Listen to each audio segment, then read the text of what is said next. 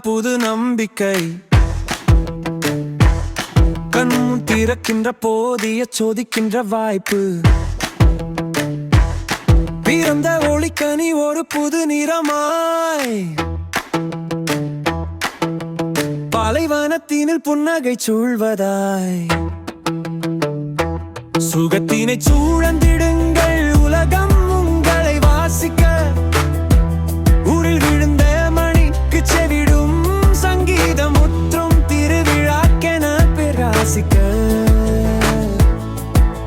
சிரித்தவனின் குரல் பேசும் இசைக்கு பணியாளராய்.